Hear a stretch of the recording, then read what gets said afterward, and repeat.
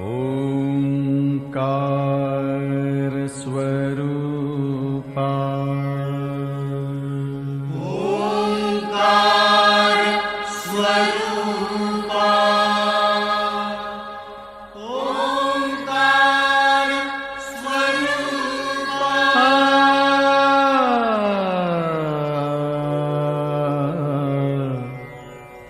तुझ नमो तुझ नमो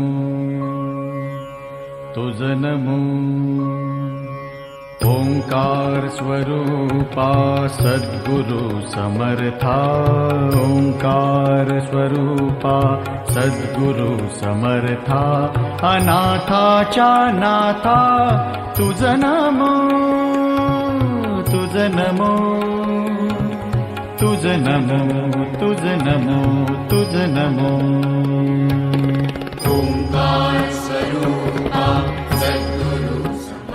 संत ठाकर सिंह महाराज जी की कृपा से अयोध्या नगर भूमि पर आयोजित संत समागम में आप सबका हार्दिक स्वागत है। मानव हित कल्याण सेवा संस्थान नागपुर द्वारा आयोजित इस सत्संग में आप सभी लोग पधारे, आप सभी का यहाँ पर मैं स्वागत करता हूँ। मानव हित कल्याण सेवा संस्थान द्वारा यहाँ पर परम पूज्य संत श्री कोसारे महाराज इनके अमृतमय वाणी से सत्संग का कार्यक्रम आयोजित किया गया है। इस कार्यक्रम में आने वाले सभी का मैं यहाँ पर स्वागत करता हूँ। सुस्वागतम सुस्वागतम सुस्वागतम।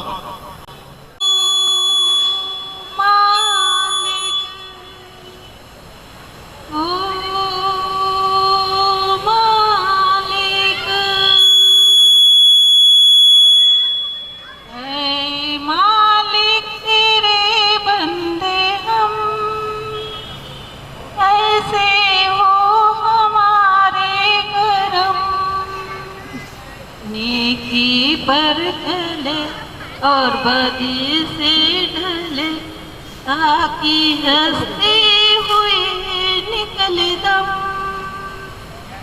ओ मालिक तेरे बंदे हम, ऐसे हो हमारे करम।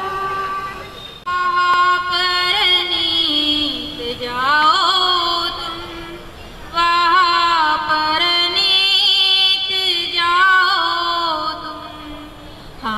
फुर्सत नहीं कहकर ये मौका मत गवाओ तुम, ये मौका मत गवाओ तुम।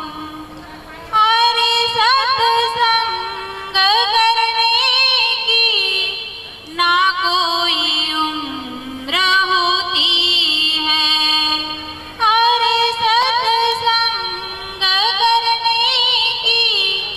ना कोई उम्र होती है।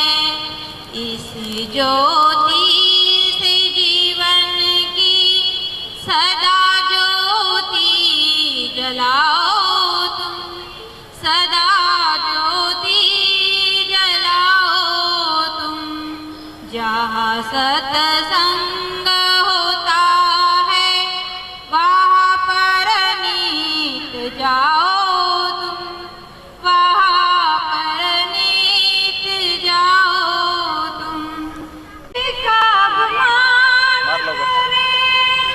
कुछ भी न तेरा किसका गुमान करे, कुछ भी न तेरा 2 दिन का है रहना बसेरा, 2 दिन का है रहना बसेरा।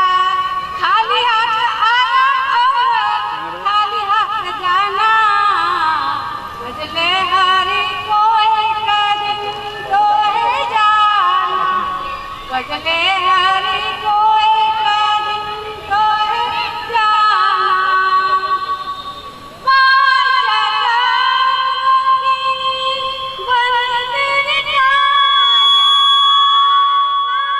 बनते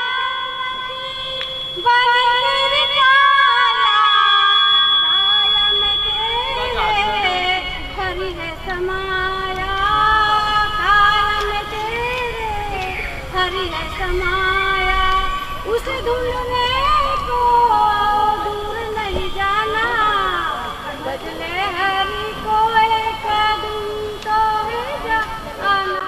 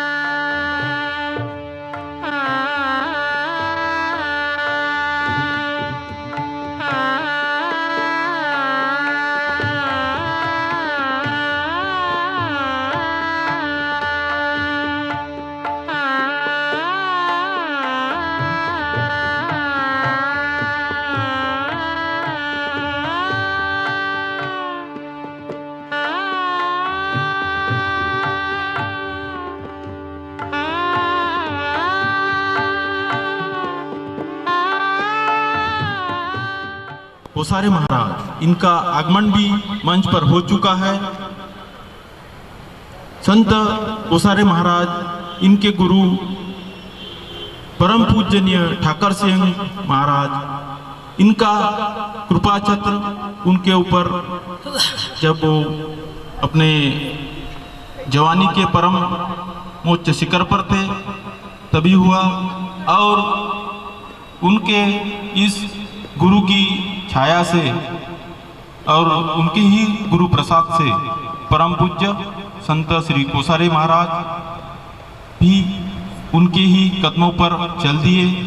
और नागपुर के लोग जानते हैं कि संत कोसारे महाराज हमेशा समाज सेवा में सक्रिय रहते हैं, और उसी उद्देश्य से इस सत्संग का आयोजन हम उनके शिष्य लोगों ने किया है। यहाँ पर आए सभी सज्जनों का मैं फिर एक बार स्वागत करता हूँ, और इस सत्संग के पीछे हमारी और एक भावना जो मानव हित कल्याण के लिए है। हमें एक शववाहिनी समाज को अर्पण करना है, और उसी संकल्प हेतु इस सत्संग का आयोजन किया गया है। मैं अभी आमंत्रित करता हूँ श्री परम पूज्य संत श्री कोसारे महाराज, इन्हें अपने गुरु वचन का लाभ हम उपस्थित लोगों को दें। धन्यवाद। उपस्थित बंधु और भगिनों, आज का यहाँ BSNL स्टाफ क्वार्टर में सत्संग सभा के लिए सारे भाई और बहनों को अथा सागर प्रणाम। तो ये जो सत्संग है, सत्संग यानी क्या होता है? सत्य का संग। सत्य क्या होता है? सत्य एक ईश्वर है, सत्य एक आत्मा है, उसका संग करना, उसके साथ में जुड़ जाना। ये जो मार्ग है, ये मार्ग किसके जरिए से पता लगता है? जिसने ये मार्ग को जाना हुआ है, जिसको इस मार्ग का पता हो, वही हमें सत्य के साथ जोड़ सकता है। पता सभी को है, ऐसा नहीं कि पता किसी को नहीं है। हमारे शरीर में एक चैतन्य शक्ति है, इस सृष्टि को चलाने वाली एक ईश्वरी ताकत है, ये भी सभी को मालूम है। ऐसा कोई जीव प्राणी नहीं कि उसको मालूम नहीं, मालूम हर एक को है, लेकिन फिर भी हम अनजान होते हैं। ईश्वर ने मानव शरीर दिया, मानव शरीर देकर उसको एक शक्ति प्रदान की, वो बुद्धि है। पंच तत्व का शरीर मानव शरीर में मिलता है। पशु पक्षी के जीवन में 5 तत्व नहीं होते, किसी में 1 तत्व होता है, किसी में 4 तत्व होते हैं, किसी में मतलब 1 2 3 4 तत्व वो हर एक जीव प्राणी में होते हैं। लेकिन एक मानव शरीर ऐसा शरीर देता है ईश्वर कि उसमें 5 तत्व प्रदान करता है, पृथ्वी जल अग्नि वायु और आकाश।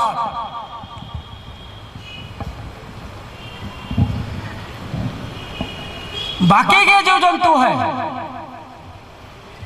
उसमें 1 तत्व 2 तत्व 3 तत्व 4 तत्व होते हैं, लेकिन एक मानव शरीर के अंदर में 5वां तत्व है ना, बुद्धि।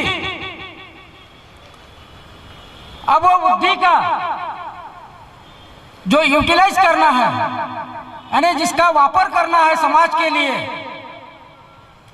वो बुद्धि को स्थिर करने वाली गुरु सत्ता ताकत जो होती है, तो ताकत वो नसीबवान को मिलती है। जैसा हीरा होता है, इस दुनिया में हीरा सभी को नहीं मिलता। ऐसे उंगली में गिनने वाले जो जीव होते हैं उंगली में गिन सकते हैं, वैसे लोगों के पास अनमोल हीरा होता है, सभी के पास हीरा नहीं होता। क्यों नहीं होता? क्योंकि वो हीरा मूल्यवान होता है, मूल्यवान यानी कीमतीवान होता है। तो वो जो चीजें ईश्वर देता है वो ऐसे गिने चुने गिनती के लोगों को देता है। वैसी सदगुरु की कृपा उंगली में गिनने लायक लोगों को मिलती है। जैसा ईश्वर ने हमें मानव शरीर इस दुनिया में भेज दिया। ये दुनिया एक समुद्र के समान है, एक समुद्र में हमें ढकेल दिया, इस सृष्टि में ढकला हुआ है मानव को, सारे जीव जंतु को। लेकिन मानव के पास बुद्धि होने के कारण वो तर्क वितर्क में डूबा हुआ होता है। कहता है कि ईश्वर ने हमें जन्म दिया इस धरती के ऊपर, हमें ढकेल दिया, हमें दुख है, दुविधा है, दर्द है, पीड़ा है, अनेक प्रकार की बीमारी है, अनेक प्रकार की बीमारी।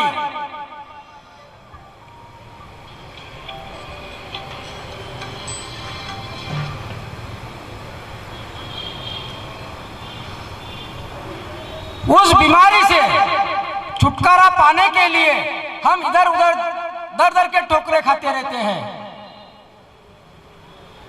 क्योंकि हमारे अंदर में बुद्धि होने के बावजूद भी हमारे बुद्धि हमें यह कहती है कि भाई यहाँ से सुख मिल जाए, वहां से सुख मिल जाए, दवा खाने से सुख मिल जाए, दुआ लेने से सुख मिल जाए।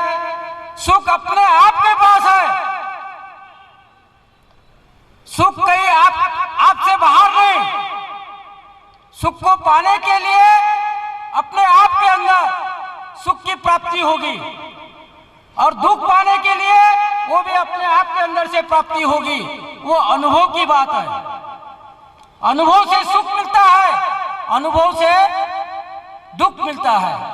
आप अपने आप को पूछो, अपने आप को चिंतन करके देखो कि सुख कहां से मिलता है और दुख कहां से अनुभव होता है। आपको छोटी मोटी बीमारी कभी आई होगी, जीवन काल में आती रहती है, जाती रहती है, तो हमें यह सोचना है कि भाई ये जो महाराज जी कोसारे महाराज हमें ये जो बता रहे हैं, ये समाज को भ्रमित कर रहे हैं या भ्रम से छुटकारा पार मतलब वो दिला रहे हैं। मैं आपके ही समाज में से निकला हुआ एक इंसान हूं। मेरा कोई समाज अलग नहीं बना हुआ है, आपका समाज कोई अलग नहीं बना हुआ है। समाज के अंदर में से मैंने एक ऐसा अनुभव लिया कि ईश्वरीय ताकत इतनी भरीपूर्ण है, उस ईश्वरीय ताकत को हमने अगर अपना ये दिल का दरवाजा या हमारा बुद्धि का दरवाजा खोल दे, या हमारे बुद्धि को कोई साफ करे, हमारे दिल और दिमाग को कोई साफ करवाने वाला मिले, ऐसा धोबी, तो वह साफ करने के बाद अच्छे विचार का वास होता है, अच्छे भावना का वास होता है, अच्छे कर्मों का वास होता है, तो उसका फल उसे अपने आप मिलते रहता है, अपने आप। जैसा हम मंदिर, मस्जिद, गुरुद्वारा में देखते हैं, ऐसे पीड़ित लोग समाज के अंदर में पड़े हुए हैं। जिसके पास ज्ञान हो वो अपना रोटी, कपड़ा और मकान खुद अपना तय करके बनाता है।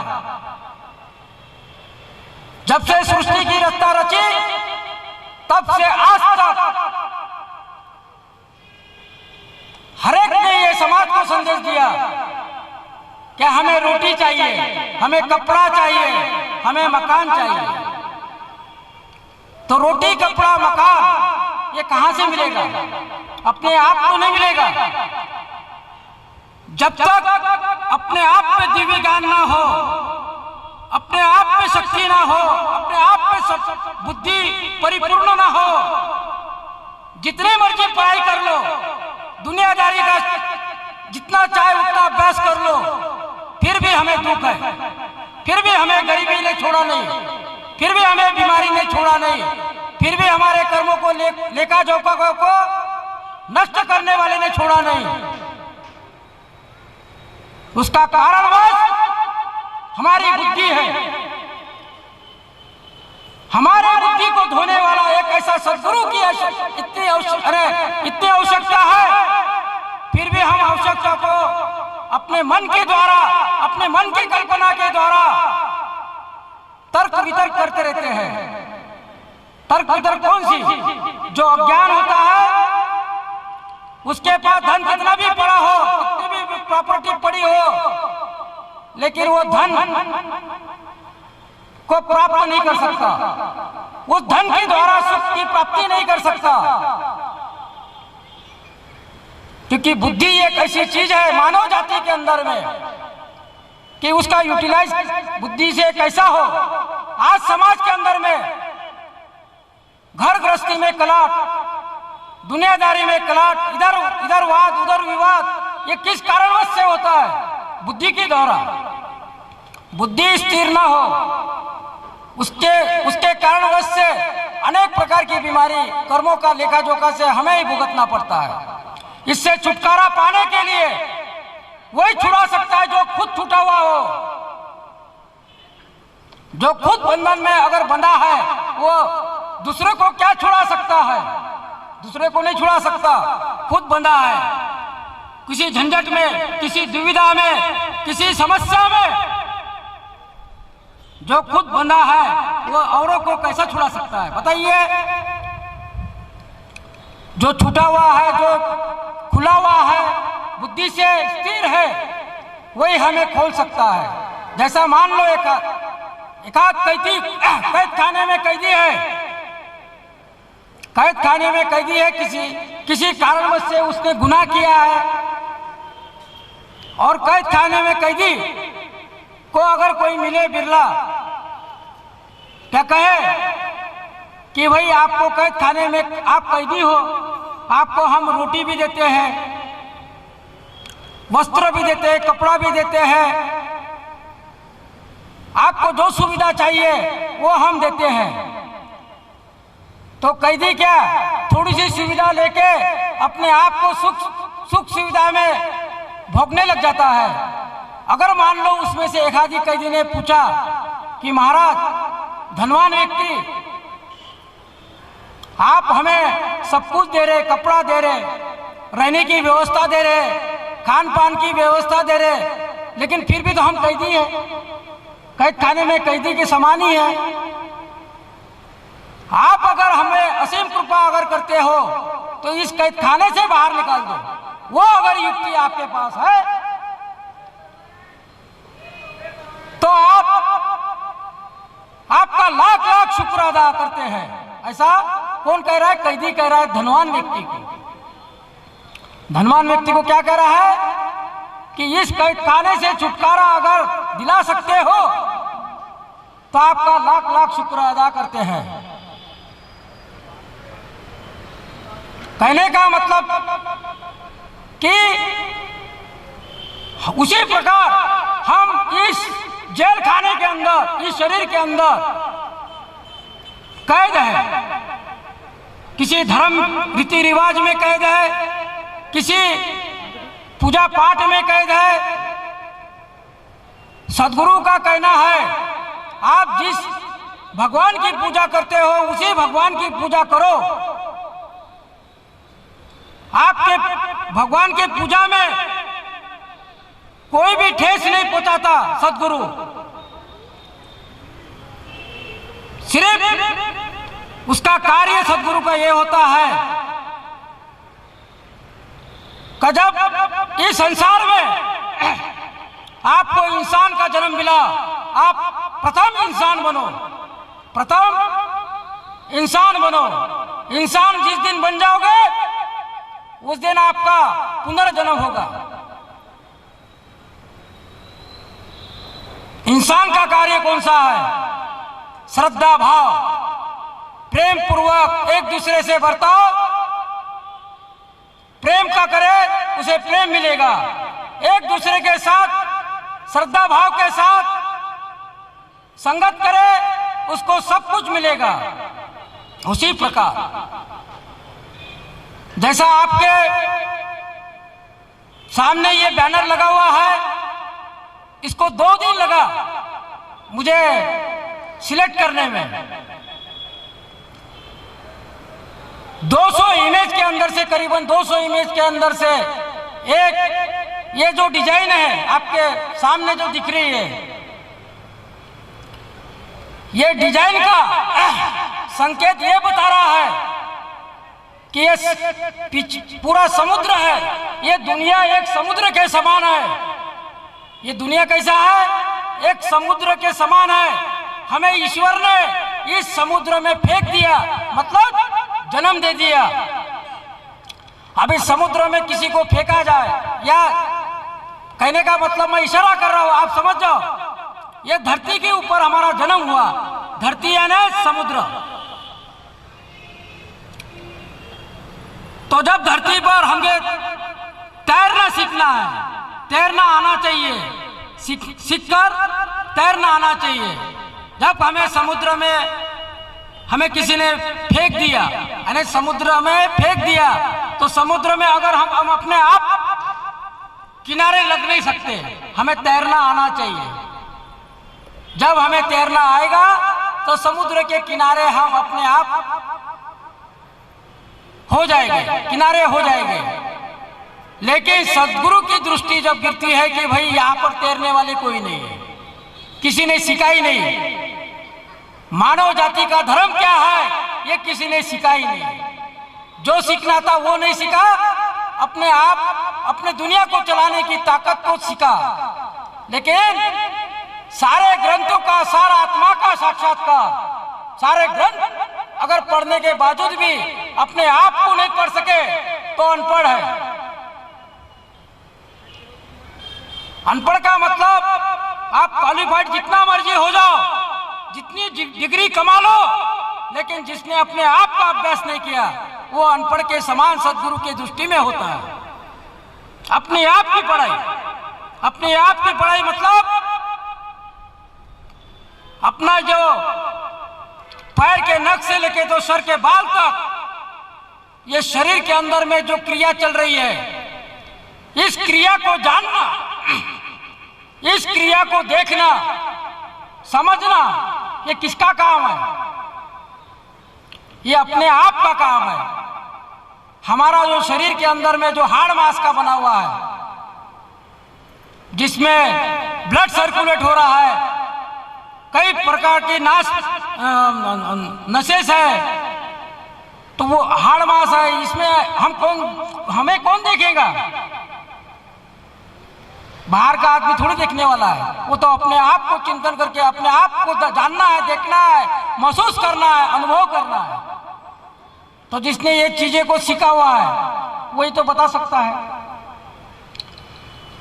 तो जो बीच में से जो रास्ता बना हुआ है, समुद्र के ऊपर से जो रास्ता बना है, वो रास्ते का संकेत ये बता रहा है, ये संदेश जगत को और संसार को दे रहा है कि रास्ता किसका है? ये सद्गुरु ने रास्ता बनाया।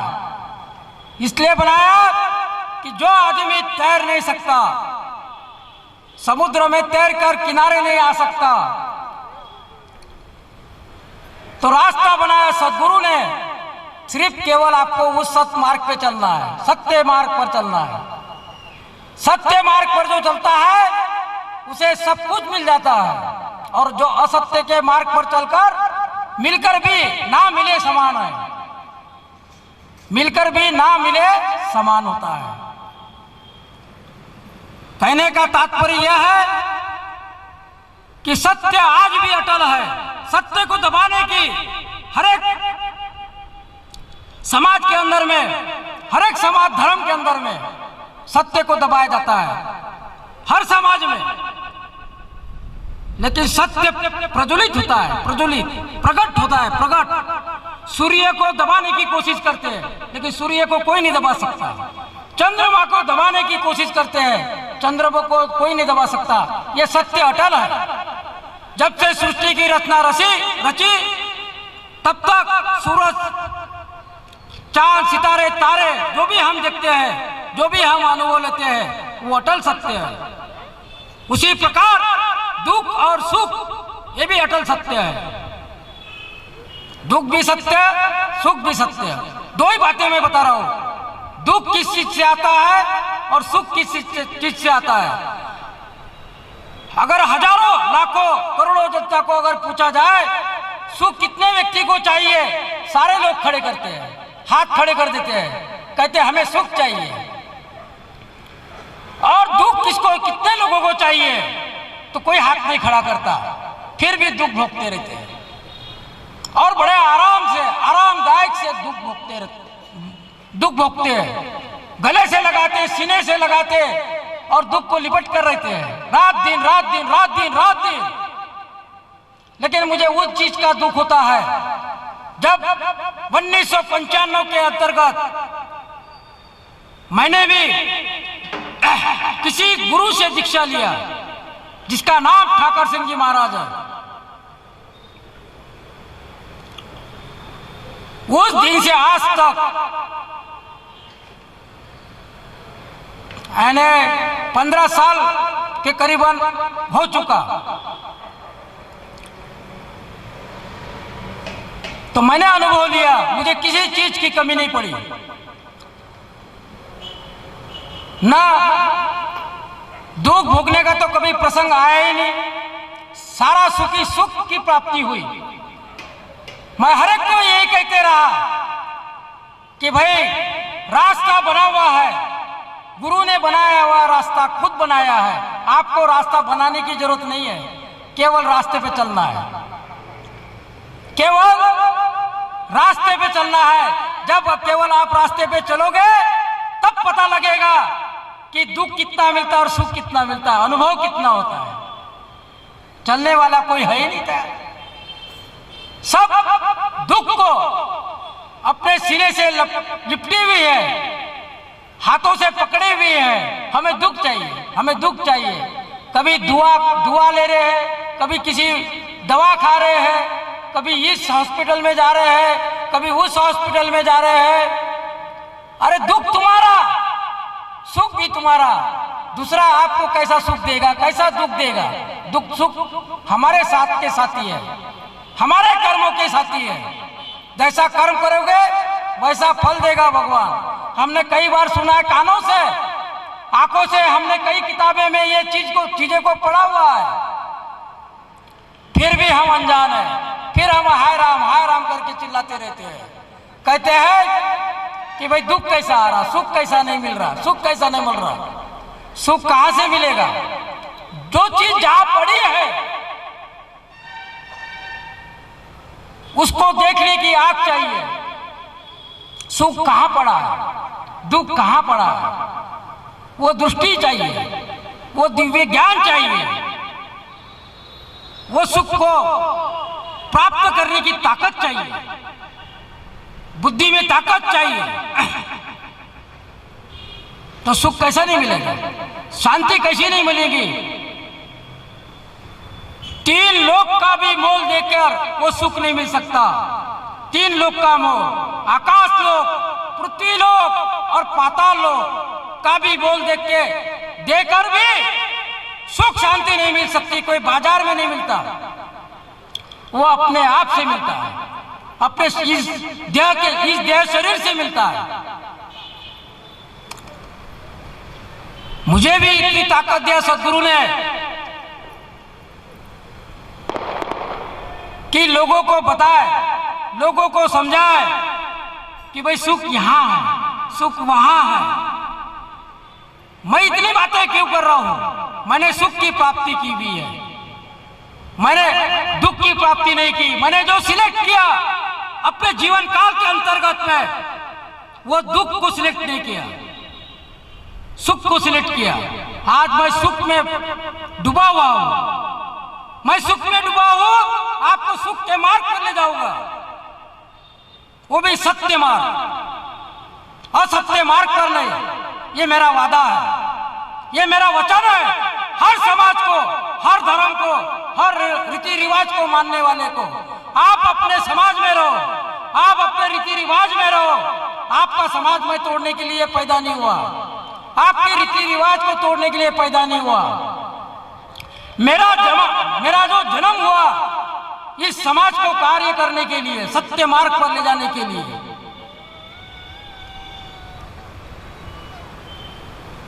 भाई जीना कुछ पल के लिए होता है, हर एक को अपनी मृत्यु हर एक को आना है। जब जन्म हुआ तो मृत्यु अटल है।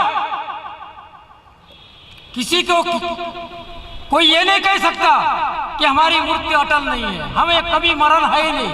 हमारा जन्म हुआ, हर एक जीव प्राणी का मरण है।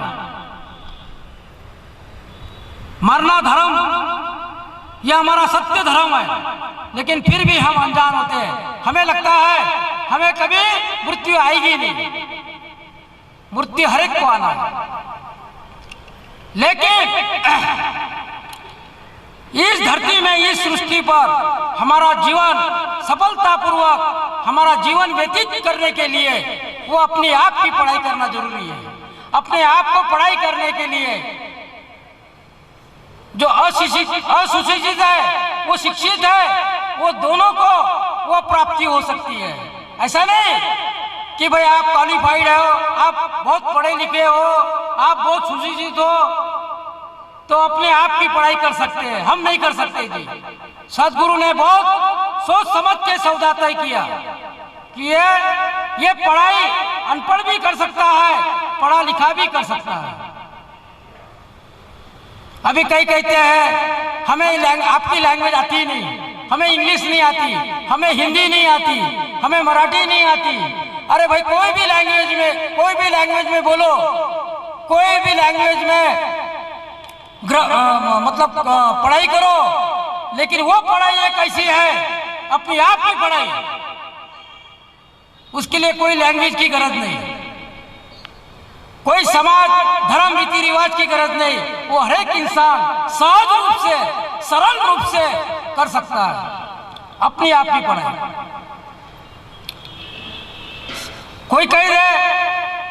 कोई ये कैसे कह सकता है कि भाई इंजीनियरिंग पढ़ने के लिए बहुत पैसा लगता है, कॉलेज में एडमिशन, अच्छे कॉलेज में एडमिशन नहीं मिलती।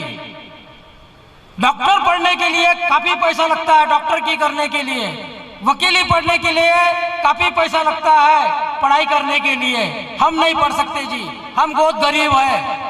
वो अमीरों का काम है डॉक्टर बनना, इंजीनियर बनना, वकील बनना। लेकिन अपने आप की पढ़ाई करने के लिए पैसे की आवश्यकता नहीं होती है। न कोई इंजीनियरिंग कॉलेज में, न कोई किसी हॉस्पिटल में एडमिशन लेने की जरूरत नहीं, अपने आप में एडमिशन है, अपने आप के पास प्रयोगशाला है। वो भी ईश्वर ने इतना सस्ता सौदा तय करके इस सृष्टि में भेज दिया मानव जाति को। ले बेटा, बुद्धि ले, जैसा तुझे सुख चाहिए, जैसा तुझे दुख चाहिए, ये तय तू करेगा। कौन करेगा? इंसान करेगा, अपने आप तय करेगा। उसके लिए ईश्वर ने बुद्धि दिया, सोचने के लिए, समझने के लिए, और वो प्रयोगशाला भी दिया। वो प्रयोगशाला भी दिया कि ताकि अपने आप प्रयोग करके उस प्रयोगशाला में प्रवेश करके उसका अनुभव लेने का भी एक आपके अंदर में ताकत भर दिया। एक ताकत भरा हुआ है हर एक के अंदर में। जहां पर रस मिलता है, जहां पर दुख तकलीफ मिलती है, वहां पर भीड़ लगी हुई रहती है। लाखों की तादाद में, करोड़ों के तादाद में दुख भोगने के लिए लाइन लगी हुई है। लाइन, हाँ, मुझे दुख दो, मुझे दुख दो। लेकिन सदगुरु की ताकत, क्योंकि जब सृष्टि की कहते हैं, ग्रंथ शास्त्र कहता है, जब सृष्टि की रचना रची थी उसी पीरियड में आधा राज्य, आधा से ज्यादा राज्य, 3 भाग राज्य काल शक्ति ने, शैतान ने अपने आप के अंडर में ले लिया था। कहा था कि इस संसार में मैं तुझे मानव जाति में भेज रहा हूं, लेकिन सत्य का मार्ग पे चलने नहीं दूंगा, सत्य के मार्ग में जाने नहीं दूंगा। ऐसा किसने कहा? काल शक्ति ने कहा। काल शक्ति ने, काल शक्ति कहता है कि इस संसार में तुझे सब कुछ मैं दूंगा, धन दौलत दूंगा, लेकिन थोड़ा बहुत दुख भी दूंगा। जब सदगुरु की संगत में लग जाता है जीव, प्राणी, उसे तो दुख का एहसास ही नहीं होता, दुख का पता ही नहीं कि कहां पर दुख है करके। हाँ, इस संसार में 2 मार्ग होते हैं, एक दुख का रास्ता और एक तरफ सुख का रास्ता। हमें दुख किधर है वो दिखाई देता है, और सुख किधर है वो दिखाई नहीं देता। क्यों? क्योंकि हमारी दृष्टि बनती नहीं वैसी। हमारी उतनी दृष्टि तेजस्वी नहीं है। जब सदगुरु की असीम कृपा, सदगुरु की असीम कृपा जब होती है, तब वो दृष्टि तय होती है देखने की। तो जब दिखाने वाला मिले, देखने की इच्छा हो कि आप जब इतनी बड़ी बड़ी बातें कर रहे हो मंच के ऊपर, तो दिखाने वाला तैयार है। देखने वाले की जो इच्छा हो तो दिखा सकता है। जैसा कोई गाड़ी चलाता है, 4 व्हीलर कोई गाड़ी चलाता है, तो गाड़ी चलाने के बाद अगर किसी की इच्छा होती है कि नहीं भाई आप गाड़ी चलाते हो, हमारी इच्छा है कि जिस प्रकार आप गाड़ी चलाते हो उसी प्रकार हमें गाड़ी चलाना सिखा दे। किसी ने इच्छा जाहिर किया कि नहीं भाई हमें आपके जैसे गाड़ी चलाना है, आपके जैसे आप गाड़ी चला रहे हो, हमारी इच्छा है कि आप जिस प्रकार से गाड़ी चलाते हो उसी प्रकार हमें भी गाड़ी चलाना सिखा दो। तो इच्छा जाहिर हुई, जिसने इच्छा जाहिर किया, और गाड़ी सिखाने वाला तो तैयार ही है सिखाने के लिए। जब गाड़ी चलाने वाला उसको सिखा देता है और उसने इच्छा जाहिर कर लिया, तो गाड़ी सिखाने वाले ने सिखा दिया, सीख भी लिया। जैसा वो गाड़ी चला रहा था वैसा ये भी गाड़ी चला सकता है। उसी प्रकार सदगुरु सत्य के मार्ग पर चल रहा है, सत्य के मार्ग पर चल रहा है, सत्य के मार्ग पर चलकर सुख की प्राप्ति कर रहा है, सुख शांति को चैन से जी रहा है, सुख शांति से चैन से रह रहा है। और किसी ने कहा कि भाई आप सुख शांति से चैन से जी सकते हो, तो हम नहीं जी सकते, हम नहीं रह सकते। अगर जिसने इच्छा जाहिर कर ले, उसको उसी प्रकार जैसा वो जी रहा है उसी प्रकार आप भी जी सकते हैं। क्यों नहीं जी सकते? जीने के लिए किसने मना किया? हमारे मन ने मना किया। हमारा मन एक शैतान एक शरीर के अंदर में प्रवेश हो चुका है। वो मन उस आत्मा तक नहीं पहुंचने देता। अरे भाई सीधी सी बात है, जिसकी आत्मा शुद्ध हो, हर एक इंसान कहता है नहीं जी हमारे कर्म अच्छे हैं, हमारे विचार अच्छे हैं, हमारी भावना अच्छी है, हमारा सब कुछ ठीक ठाक चल रहा है। लेकिन कितना देर क्षणिक सुख, एक हवा का झोंका आता है, क्षणिक सुख को बहा के लेके जाता है। फिर हाय राम करके चिल्लाता है इंसान, कहता है अरे ये कहां से हो गया, कैसा हुआ, इसने जादू किया, उसने टोना किया। जादू किसने किया, टोना किसने किया, पता नहीं, लेकिन किया जरूर। जादू कोई नहीं करता। मैं गांव ग्रामीण विभाग में पहले जाया करता था, 10 साल 15 साल पहले। ग्रामीण विभागों के अंदर में ये बहुत चलता है। इसने जादू किया, उसने टोना किया, उसने कुछ छुआछूत किया, ये सब साइकोलॉजी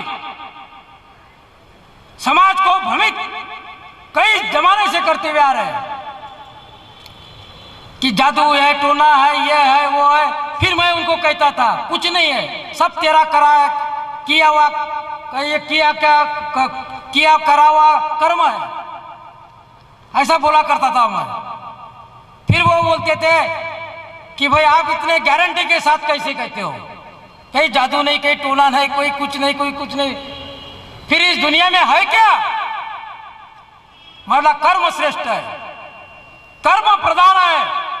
जिसके कर्म श्रेष्ठ हो, कर्म प्रधान हो, वैसा उसे फल प्राप्ति होती है। अरे सीधी सी बात है भाई, अगर मान लो मिर्ची का बीज बोया, एक कई मिर्ची का बीज बो लिए, अगर हम आशा अपेक्षा रखें कि हमें बैगन मिल जाए, टमाटर मिल जाए, ऐसा कभी होता है क्या?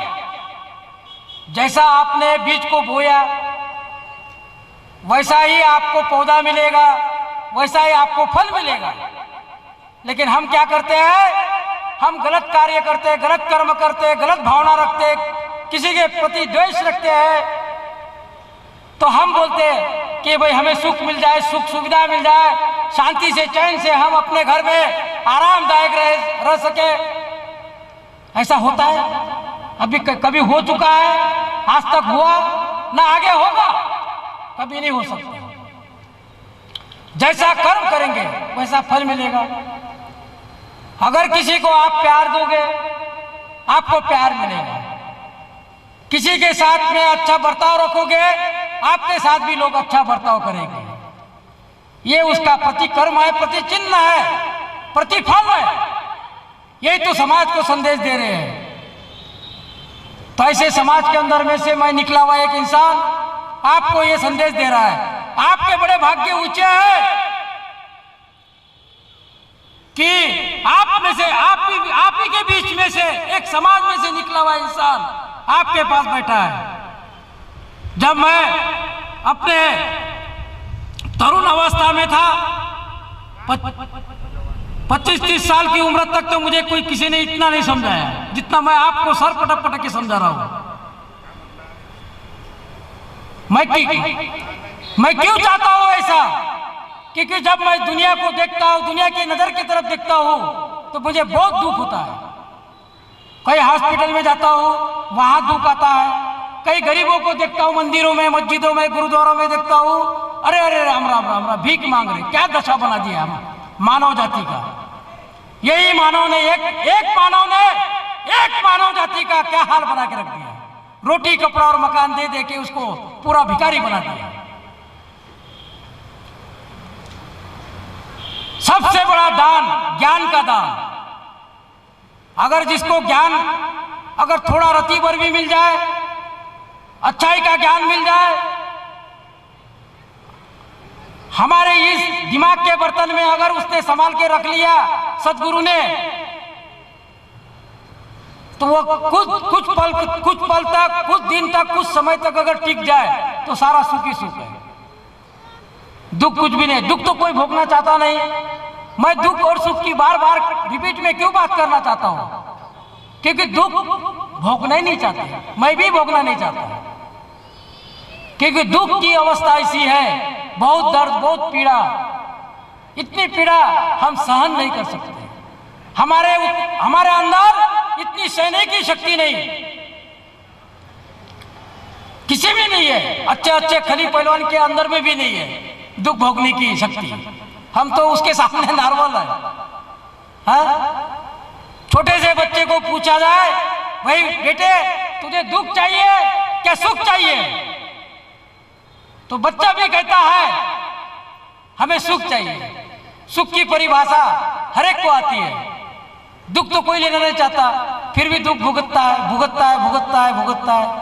और फिर जब दुख आता है, इस हकीम के पास जाता है, वो डॉक्टर के पास जाता है, उस वैद्य के पास जाता है, दवा खाता, दुआ लेता, सब कुछ लेता है, फिर भी दुखी रहता है।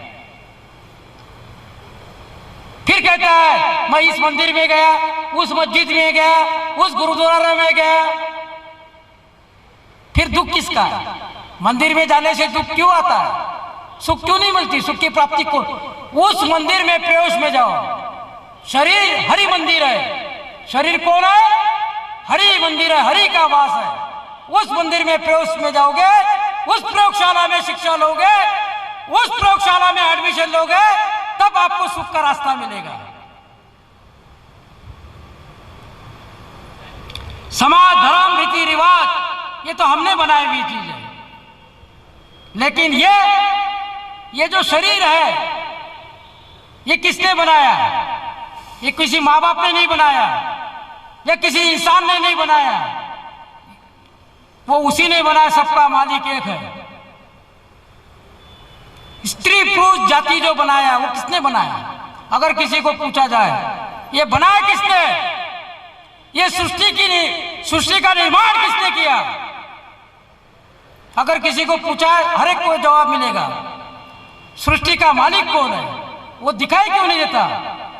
जिसने हमें रचा है, जिसने हमें इस सृष्टि में भेजा है, वो सबका हर एक का मालिक एक है, हर एक का मालिक है। वो दो नहीं, वो एक ही है, हर एक का है।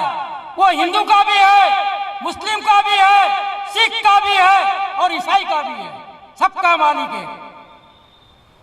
बाकी रहा सवाल रीति रिवाज, तो वो तो समाज को चलाने के लिए रीति रिवाज को बनाया गया है।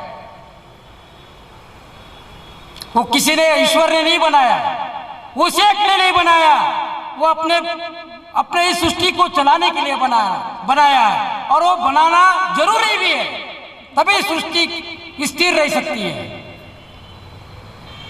समाज बनाना जरूरी है, रीति रिवाज बनाना जरूरी है, लेकिन वो नियम हर एक को लागू है।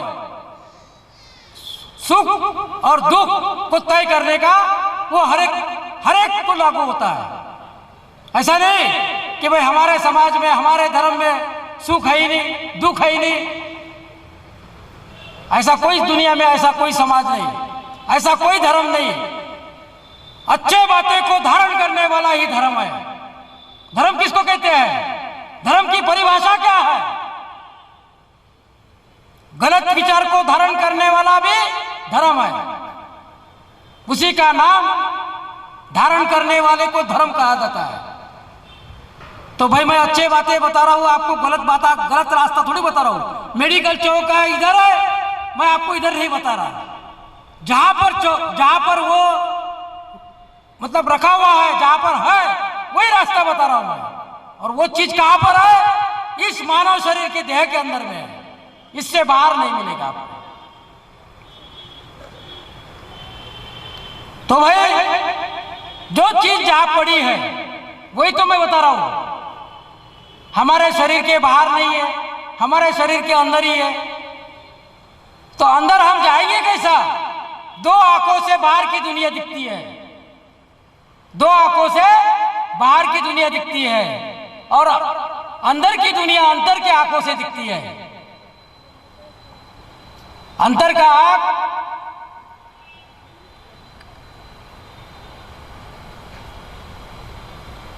अंदर की जो आंख है वो जिसको तीसरी आंख कहते हैं, दिव्य दृष्टि कहते हैं। दिव्य दृष्टि कहां पर है? जहां पर माताएं बिंदी लगाती हैं, उस जगह हमारा दसम द्वार है, दिव्य दृष्टि है।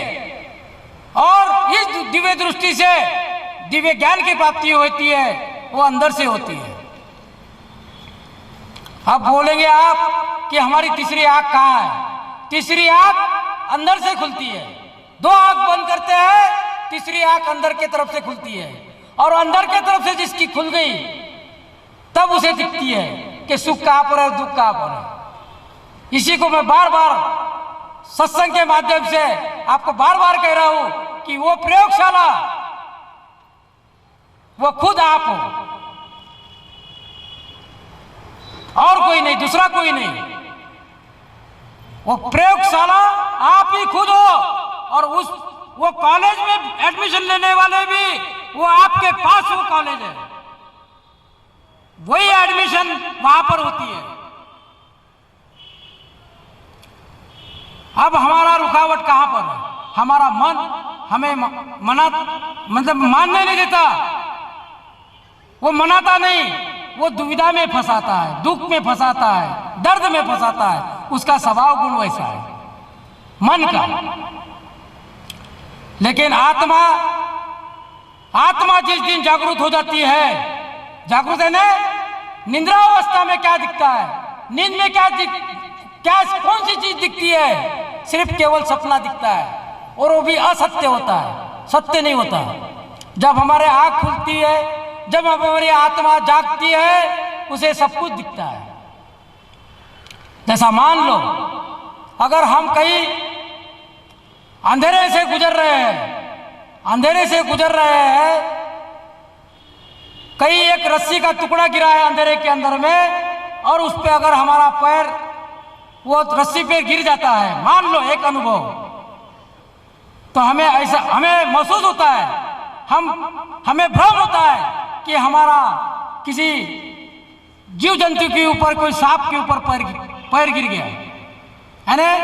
वो सांप नहीं होता, वो एक रस्सी होती है, लेकिन हम उस भ्रम में, दुविधा में फंसे रहते हैं क्योंकि अंधेरा है, अंधेरे में दिखाई नहीं देता, उजाले में सब कुछ दिखता है। तो उसी प्रकार मैं बार बार आपको यही समझा रहा हूं कि उजाले में आ जाओ, अंधेरे में क्यों जीना चाहते हो? उजाले में आओ, उजाले में सब कुछ दिखेगा, दुख भी दिखेगा, सुख भी दिखेगा, धन भी दिखेगा, संपत्ति भी दिखेगी। जितने हमें चाहिए उतना हमें सब कुछ मिलते रहेगा, मिल जाएगा, ये वादा है। लेकिन मैं हर एक को यही कहते रहता हूं, अरे इस संसार में, इस दुनिया में करोड़ों रुपए पड़े हैं, करोड़ों रुपए, अरबों रुपए पड़े हुए हैं। उठाने वाले की ताकत चाहिए, देखने की दृष्टि चाहिए। अगर दिखाने वाला अगर हो, देखने की अगर इच्छा हो तो देख सकता है उसको। नहीं तो धन पड़ा है, मान लो ये धन है, ये धन यहां पर करोड़ों रुपए पड़ा है। इस करोड़ों धन में, इस करोड़ों रुपए में इतनी ताकत है, ब्रह्मा विष्णु महेश को खरीद सकता है, सारे सृष्टि को खरीद सकता है। लेकिन ये धन में इतनी ताकत नहीं कि वो चल के आपके पास आ जाए। इतनी ताकत है, ये धन आपके पास नहीं आ सकता, आपको वहां धन के पास पहुंचना होता है। तो पहुंचने के लिए आपके अंदर में ताकत चाहिए। आप तो पहुंच तो जाओगे, लेकिन देखने की दृष्टि भी चाहिए। धन है कि क्या है? क्या पत्थर है या मिट्टी है कि क्या है? देखने की आग भी चाहिए, सोचने की आग भी चाहिए, फिर बाजू में ताकत भी चाहिए उठाने की। बाजू में क्या चाहिए? इसको ताकत भी चाहिए उठाने की। अगर मान लो ये करोड़ों रुपए पड़ा है, लाखों रुपए पड़ा है और वो आप ही के है, वो आप ही के और किसी के नहीं, लेकिन फिर भी आप उसको उठा नहीं सकते, तो वो जीवन किस काम का? वो जीवन किस काम का?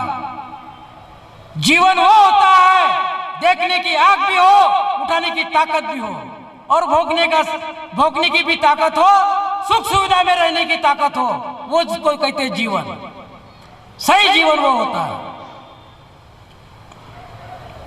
वही मार्ग, वही रास्ता बताने के लिए मैं समाज को संदेश दे रहा हूं। यही चीज है, बाकी कुछ नहीं। बाकी मैं आपके जैसा एक इंसान हूं, हाड़ मांस का बना हुआ, कोई मैं अलग प्राणी नहीं हूं, क्या कोई अलग मूर्ति नहीं हूं। जब किसी मूर्ति को बनाना होता है, किसी मूर्तिकार को, कारागिर को, तो उस धातु को जैसा मान लो पीतल की मूर्ति बनाना हो, चाहे तांबे की मूर्ति बनाना हो, किसी धातु की बनाना हो, तो कच्चे माल को गर्म किया जाता है, पिघाला जाता है, उसका पानी किया जाता है, फिर उसको सांचे में ढाला जाता है, तब वो मूर्ति बनती है। वैसी उसी प्रकार उस सदगुरु ने, उस ठाकर सिंह जी महाराज ने इस मूर्ति को बनाने के लिए पूरा गर्म करके पिघाला हुआ है, पूरा गर्म करके, पूरा पानी करके, फिर उसने सांचे में डाल के उसकी ढलाई किया है, तब कहीं ये मूर्ति बनी 20 साल में। यह संदेश समाज को देने के लिए कि सुख का रास्ता यह है, दुख का रास्ता यह है, तय करना आपका काम है। मेरा काम है समझाना। जो समझ गया उसका उद्धार हो गया, जो ना समझे उसका भला। जो समझ गया उसका भला, ना समझे उसका भला। मेरा क्या है? मैं तो अपने सुख सुविधा में जी रहा हूं, मैं सुख शांति से जी रहा हूं, मैं कोई झंझट में नहीं, कोई दुविधा में नहीं, किसी समस्या में नहीं। वो आपके सामने उदाहरण है, पेश है। ऐसा नहीं कोई मैं नेता हूं, कोई मुझे इलेक्शन लड़ना है, कि कोई आपसे मतदान लेना है, कि मुझे चुन के आना है या कोई स्पर्धा में अच्छा भाग लेना है, ऐसा कुछ भी नहीं। ये सारी मेहनत 1 महीने से तय क्यों की गई? इसी काम के लिए तय की गई क्योंकि कुछ जीव प्राणी उस काल शक्ति से, उस शैतान के चुंगल से, उस मुट्ठी से मैं अपनी ताकत लगा रहा हूं कि उससे 2 भी निकल जाए, 4 भी निकल जाए, तो भी मेरा जीवन सार्थक है। कि जो कार्य मैं करने निकला वो मेरा सफल है। मैं धन्य हूं। भाई 10-20 साल जीऊंगा मैं, और 25-30 साल जीऊंगा, कल का भरोसा किसका? कल का जीवन हमें मिलता नहीं मिलता, हर एक का अपना अपना जीवन का पता नहीं। कब क्या मृत्यु आएगी, कब क्या होगा। अरे भाई मैं गारंटी के साथ कहता हूं, अपनी मृत्यु अपने आप तय कर सकते हैं, अपना जन्म अपने आप तय कर सकते हैं। अरे भाई किसी को बॉम्बे जाना है, किसी को दिल्ली जाना है, तो तय कौन करता है? पूछो, किसी को पूछो कि भाई बॉम्बे जाना है, कल हमें बॉम्बे जाना है, तय कौन करता है? हम नागपुर में ही यहाँ से बातें करते रहेंगे रात दिन कि कल हमें बॉम्बे जाना है, अरे भाई नागपुर छोड़ेगा तभी तो बॉम्बे पहुंचेगा। उस वाहन में जाकर प्रवेश करेगा, सीट पे बैठेगा व्यक्ति, तभी तो बॉम्बे पहुंचेगा कि नहीं। हम वही खड़े सिर्फ बातें के पकवाड़े में फंसे हुए हैं। रात दिन वही बातें, वही काला पीला हम घसीट रहे हैं कि सुख पाने के लिए महल पे जा रहे हैं, कभी गांधी बाग जा रहे हैं, कभी इतवारा जा रहे हैं। किस काम के लिए? सुख को पाने के लिए, सुख को पाने के लिए, क्षणिक सुख। ना इतवारे में मिलता, ना गांधी बाग में मिलता, ना किसी एरिया में मिलता, तो सुख कहां से मिलेगा? सुख कहां पर पड़ा है? कहां देख रहे हो? किधर ढूंढ रहे हो? जहां सुख है वहां सुख है, जहां दुख है वहां दुख है। अभी ये जो कार्य मैं जो करने जा रहा हूं, ये कार्य कोई धन कमाने के लिए नहीं बैठा मैं तो धन लुटाने के लिए बैठा हूं। धन कमाना एक अलग बात है, धन लुटाना एक अलग बात है। ये जो खजाना सदगुरु ने मुझे दिया है वो ये लुटाने के लिए दिया है। लूट जितना लूटना है लुटा ले, तेरा कोई कमी नहीं होगी, मेरा कुछ कम नहीं हो रहा। मैं जो बातें बता रहा हूं आपको, ये जो वाणी चल रही है, ये सदगुरु की असीम कृपा आज जो चल रही है, ये मेरे पास बहुत भंडारा पड़ा हुआ है। इतना भंडारा मैं जितना चाहे मर्जी लुटा लूं, मेरा कोई कुछ भी कम नहीं होने वाला, एक रत्ती भर भी कम नहीं होगा, और बढ़ेगा और बढ़ेगा और बढ़ेगा। जो धन कमाने के लिए ऐसे कितने आपके सामने महाराज है, मैं ऐसा किसी का नाम नहीं लेना चाहता हूं, वो बात अलग है, वो अपनी अपनी सोच है। मेरी सोच यह है कि हर एक इंसान को सुख का रास्ता बताए, दिशा बताए। दिशा दिखाने के लिए कोई पैसा नहीं लगता। जैसा कई मान लो किसी एरिया में आप चले जाते हो और किसी एरिया में आप किसी का मकान भूल जाते हो, और उस किसी व्यक्ति को अगर आप पूछे कि भाई फलाने का मकान कहाँ पर है, दुकान कहाँ पर है, तो बताने वाले को पता हो, पूछने वाले आप होते हो और बताने वाला और कोई होता है। अगर उसको पता है कि फलाने का मकान वहां पर है, इस जगह पे, इस मंदिर के बाजू में है, उस दुकान के बाजू में है, तो आपसे वो अगर पैसे मांगे बताने के, तो आपके अंदर में भावना क्या आएगी? भाई इसने दिशा दिखाया, पैसा भी मांग रहा है।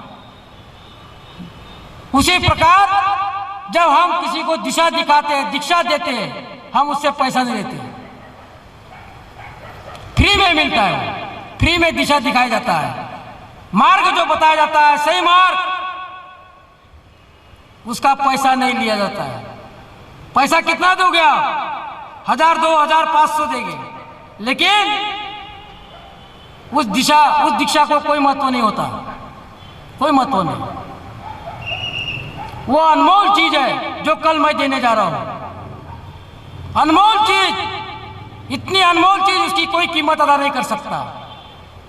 मेरे सदगुरु ने बताया कि वो चीज अगर कोई कीमत भी दे तो कितना दे, 1000, 2000, 5000 दे, लेकिन वो दिशा ऐसी है, वो दीक्षा ऐसी है, वो अनमोल है, उसकी कोई कीमत अदा नहीं कर सकता।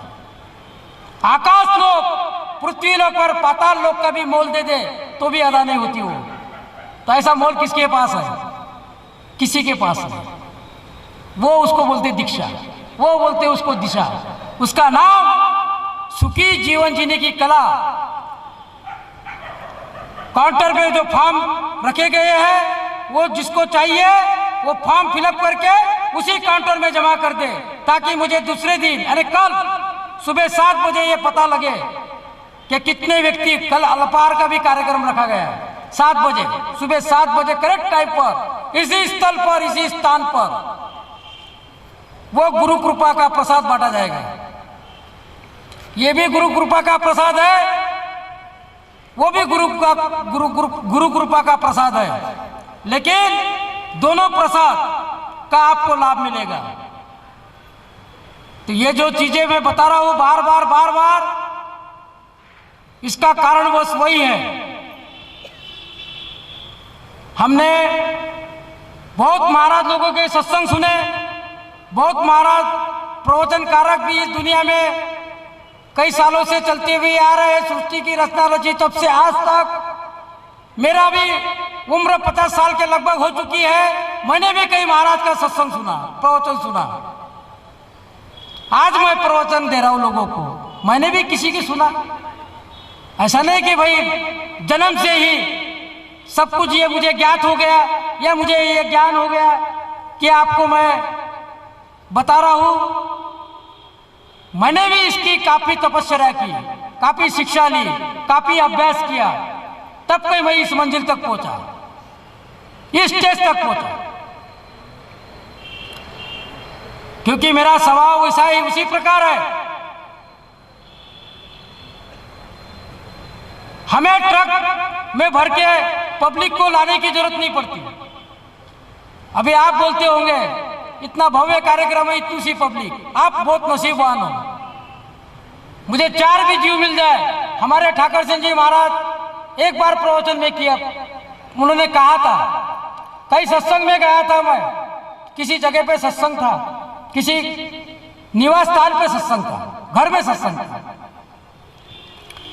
जो जिसने सत्संग रखा था वो घर को ताला लगाकर कहीं बाहर चले गए और पड़ोस वाले को चाबी दे दी।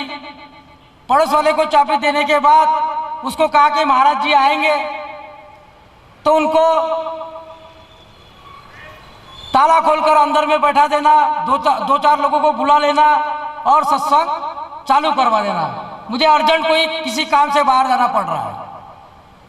महाराज जी आए, ताला लगा हुआ था, पड़ोसी बाई आई, ताला खोला, महाराज जी को बिठा दिए और बाई चली गई। महाराज जी ने कहा, भाई तुम कहां जा रहे हो? तो बोले मैं अपने घर जा रही हूं। और कहां जाऊंगा? महाराज जी ने कहा कि भाई मैं अभी सत्संग करने वाला हूं, सुनने वाला तो एक तो चाहिए। मैं किसको सुनाऊं? दीवार को सुनाऊं या इस फर्नीचर को सुनाऊं? सुनने वाला एक तो चाहिए। तो बोले मेरे को अकेले को सुनाएंगे या सिर्फ मेरे को अकेले को? बोले हाँ अकेले को। तो बोले आजू बाजू के लोगों को मैं बता दूं? नहीं, कोई जरूरत नहीं। बोले किसी को बताने की जरूरत नहीं है, बस आप अकेले बैठ जाओ, मैं अकेले को सत्संग सुनाऊंगा। तो महाराज जी ने उस पीरियड में एक बाई को सत्संग दिया था, एक बाई को। तो मेरे पास तो बहुत सारे लोग हैं। एक बाई को सत्संग दिया तो उनका उद्देश्य ये था कि एक बाई को सत्संग अगर मैंने दे दिया और उसका अगर दिमाग साफ हो जाए, ब्रेन साफ हो जाए, ब्रेन का वॉशिंग हो जाए, तो अच्छे विचार जब जिस दिन बैठेंगे तो लाखों करोड़ों जनता को वो बाई उनका ब्रेन वॉशिंग कर देगी, लाखों करोड़ों का। तो एक का तो भी ब्रेन वॉशिंग होना चाहिए ना। जैसा मेरा ब्रेन वॉशिंग हुआ, मैं एक हूं, कोई 2-4 है यहाँ पर, वो सारे महाराज कितने हैं? स्टेज पे कितने लोग बैठे हैं? सिर्फ एक। मेरा ब्रेन वॉशिंग ठीक है, विचार अच्छे, भावना अच्छी है। मैं इतने लोगों को बता रहा हूं, इतने लोगों को बताने लायक बन चुका हूं। उसी प्रकार जो सदगुरु महापुरुष होते हैं, वो एक व्यक्ति क्यों ना मिले, उसका ब्रेन वॉशिंग करते हैं। जब ब्रेन वॉशिंग हो जाए, जैसा कोई दूध वाला दूध डालता है बर्तन में, दूध वाला जब दूध डालता है तो पहले बर्तन को देखता है कि बर्तन साफ है या बर्तन गंदा है। बर्तन की तरफ दृष्टि डालता है। अगर बर्तन गंदा हो तो दूध डालने वाला दूध नहीं डालता। उसको पता होता है कि मैं दूध डालूंगा, मैं बदनाम हो जाऊंगा, क्योंकि दूध फट जाए तो किसी काम का नहीं, न चाय बनाने के काम का, न पीने के काम का, न किसी काम का। तो उसी प्रकार मैं आपका बर्तन साफ कर रहा हूं, आपका ब्रेन साफ कर रहा हूं, आपका ब्रेन वॉशिंग कर रहा हूं। ये जो सत्संग है, सत्संग का मीनिंग ब्रेन वॉशिंग। अब जिसका जितना साफ हो गया, मैं रात भर भी बैठूं और रात भर भी समझाऊं, तो जिसका बर्तन अगर जिसका साफ हो जाता है, उसमें गुरु में ताकत होती है, सदगुरु में ताकत होती है। रात भर भी रगड़ते बैठे तो बर्तन जिसका काला है वो साफ नहीं होने वाला है। बर्तन तो क्या, घंटों का काम मिनटों में होता है, घंटों का काम मिनटों में होता है, साफ करने वाला होता है। तो रात भर भी रगड़ते रहे तो बर्तन काला के काला ही रहेगा। और सवेरे जब दूध वाला दूध देने आएगा और बर्तन अगर गंदा है तो दूध फट जाता है, फिर बोलता दूध वाले का दोष है, बर्तन का दोष नहीं, दूध वाले का दोष है। तो इसी प्रकार ये सत्संग है। तो समय का ध्यान रखते हुए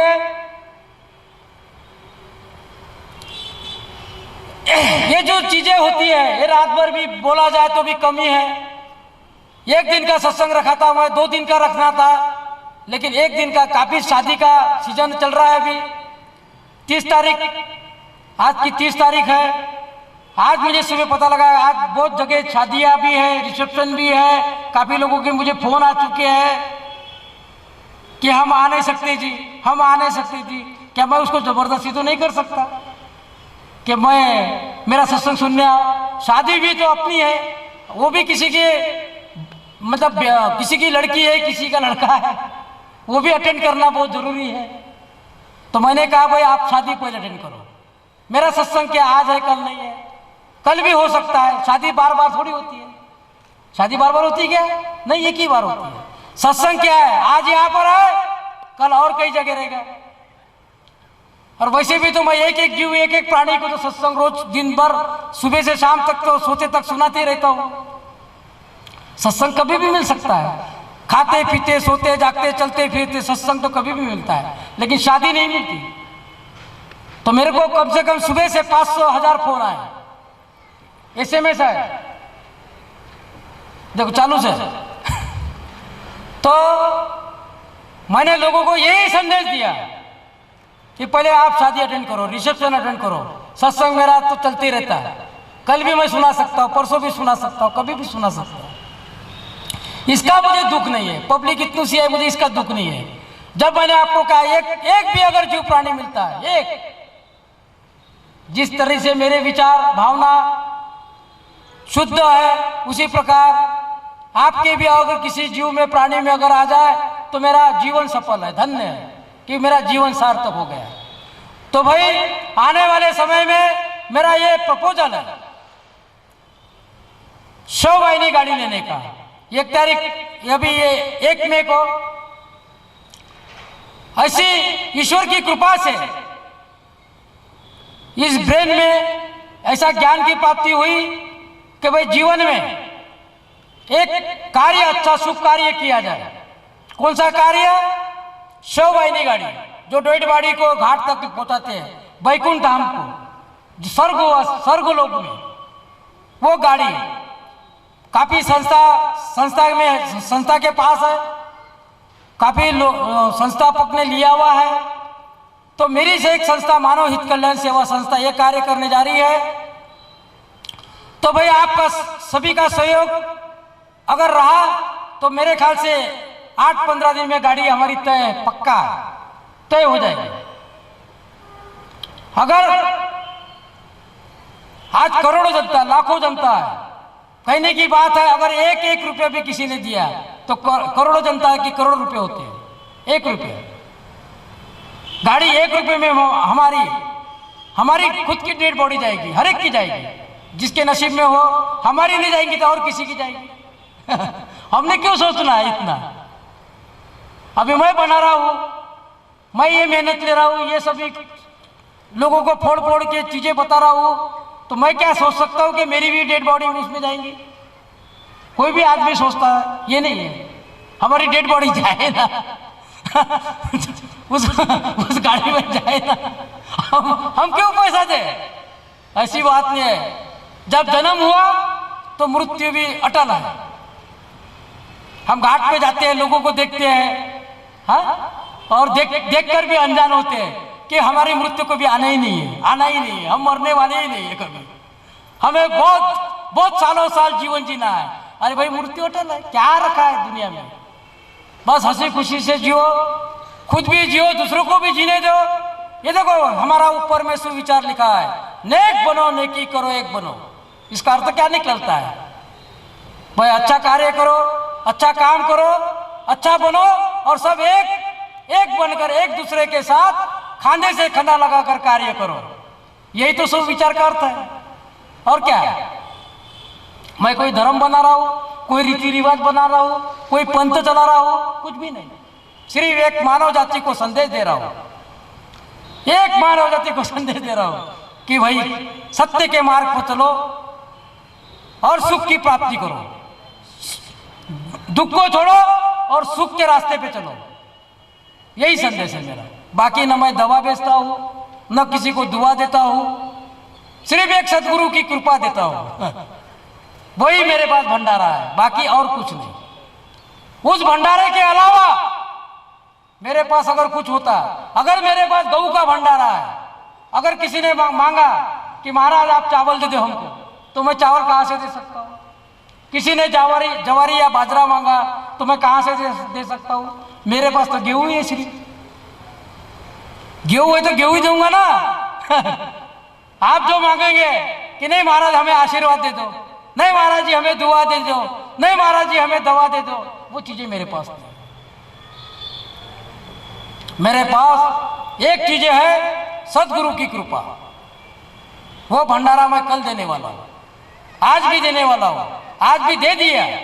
लेकिन आप कहेंगे कि भाई हमें कहां मिला, कहां मिला? वो दिखाई नहीं देता। वो दिखाई नहीं देता, वो मिल गया आपको। जो इतने लोग बैठे हैं, मैं दिल से और दिमाग से कहता हूं, दिलो जान से कहता हूं, इतने लोगों को सदगुरु की असीम कृपा मिली। ये पक्का है वादा, ये पक्का वचन है। इतने लोगों को सदगुरु की कृपा मिली क्योंकि आज इस दरबार के अंदर में आप बैठे हो, इसलिए सदगुरु की असीम कृपा। 7 साल हो गए, 8 साल हो गए, मैंने सत्संग नहीं किया। सत्संग मैंने छोड़ दिया था। मतलब क्या रखा है समाज को बता के? क्यों सर पटक पटक के अपना दिमाग क्यों खराब करे? रात दिन रात दिन रात दिन रात दिन। मैं भी थोड़ा सा त्रासित हो गया। हम ऐसे ही बैठे थे, 2 4 5 लोग हमारे कार्यकर्ता, जंगल बढ़ गया था। ये जंगल नहीं ना जहां मैं बैठा हूं, आज बैठने के लायक जमीन बनाया, आज इतने लोग बैठे। तो थोड़ी मेहनत चली, कार्यकर्ता ने भी मेहनत की, मैंने भी मेहनत की थोड़ी बहुत, तब ये जमीन तैयार हुई, बैठने के लायक, बैठने की योग्य हुई। उसी प्रकार आपको सुख में जीवन जीने के लायक बनाऊंगा मैं। उसी प्रकार समाज को सुख में बैठने के लायक, सुख भोगने के लायक बनाऊंगा। यही मेरा जीवन है, यही मेरा संदेश है समाज को। तो भाई मरना जीना उसी के हाथ में है, वही जीवन देने वाला है और वही जीवन लेने वाला है। लेकिन मुझे थोड़ी अकल दी मेरे सदगुरु ने। मैं आपके चरणों में एक थोड़ी सी अकल नादान बन के रखा। एक अपना बच्चा समझ लो, चाहे एक अपना भाई समझ लो, चाहे अपना दादा समझ लो, कुछ भी समझ लो, आपकी सोच है। आपकी सोच को किसने रोका? जैसे भी समझना है समझ लो। लेकिन मेरे से एक विनती है कि जो मैं चला रहा हूं, जो मैं ये मिशन को चला रहा हूं, वो मिशन हर एक मिशन से थोड़ा अलग है, हटकर है। जो आपने पढ़ा है, जो आपने देखा है, वो मिशन एक अलग है। मेरा मिशन एक ही है कि उसे सही मार्ग पर, दिशा पे समाज को ले जाए। मेरा कोई समाज नहीं है। मैं तो अपनी जाति किसी को बताता ही नहीं। मेरे को पूछने वाला कभी मुसलमान देखने वाला कभी मुसलमान समझता है, कोई व्यक्ति हिंदू समझता है, कोई कैसा समझता है। तो मैं लोगों को मजाक में यही कह देता हूं, ना मैं हिंदू हूं, ना मुस्लिम हूं, ना सिख हूं, ना ईसाई हूं। जिस दृष्टि से आपको देखना है, उस दृष्टि से आपको देखने का पूरा अधिकार है, संपूर्ण अधिकार है। आपको अधिकार है, मेरा कोई अधिकार नहीं। मैं ना किसी को मुसलमान देखता हूं, ना किसी को हिंदू की दृष्टि से देखता हूं, ना किसी को क्रिश्चियन की दृष्टि से देखता हूं। सब मेरे को एक ही समान दिखते हैं, एक ही समान। तो उसमें का मैं एक समाज में से निकला हुआ एक इंसान हूं। तो भाई समय का ध्यान रखते हुए अभी महाप्रसाद का भी वक्त हो गया है। जितने भी जीव प्राणी को मैंने संदेश दिया है और जो मेरे मुखार से जो कटु वचन अपशब्द निकले हो तो मैं आपका क्षमा का प्रार्थी हूँ। धन्यवाद परम पूज्य संत श्री कुसारे महाराज जी। देवी और सज्जनों, आपने इस पूरे समय में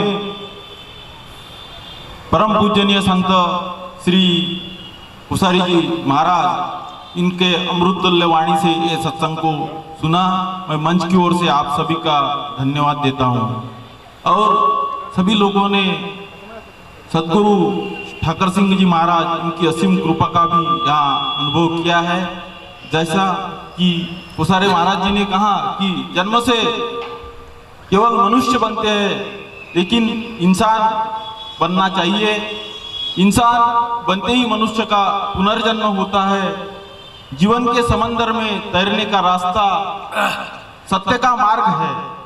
दुख और सुख सत्य के अंग है और सत्य का मार्ग गुरु दिखाते हैं।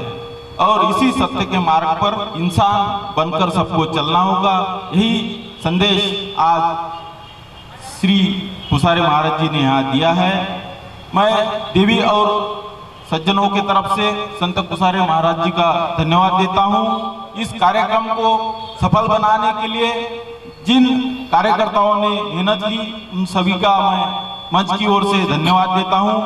और कार्यक्रम के शुरुआत में यहाँ जिन देवियों ने श्रीमती सुनंदा मैडम, श्रीमती डांगरे मैडम तथा श्रीमती वर्षा मैडम, इन्होंने भक्ति भावगीत जो यहाँ सादर किए, जो आध्यात्मिक वातावरण यहाँ बनाया, मैं उनका भी तहे दिल से धन्यवाद देता हूँ। और इस कार्यक्रम समाप्ति की घोषणा करता हूँ। साथ ही दो सूचनाएं यहाँ पर है।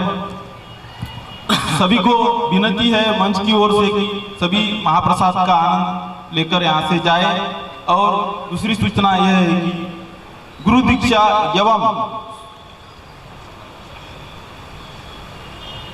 सुखी जीवन जीने की कला इस निःशुल्क शिविर का आयोजन कल सुबह 7 बजे यहाँ पर किया गया है। इसके लिए जो सदस्यता नोंदणी वहाँ पर फॉर्म रखे हैं, सभी लोग उसका भी लुत्फ उठाए। और अभी इस कार्यक्रम की घोषणा समाप्ति की घोषणा करता हूँ। सभी लोग महाप्रसाद का आनंद उठाए। धन्यवाद।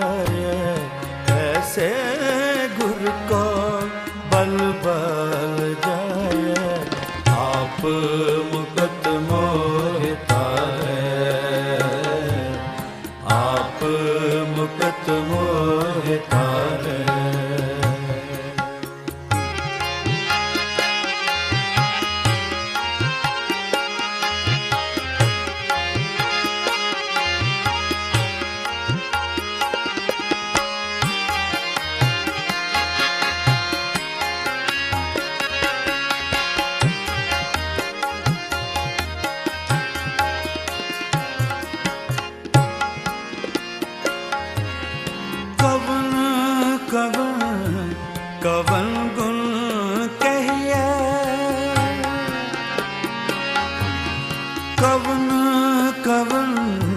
कवन गुण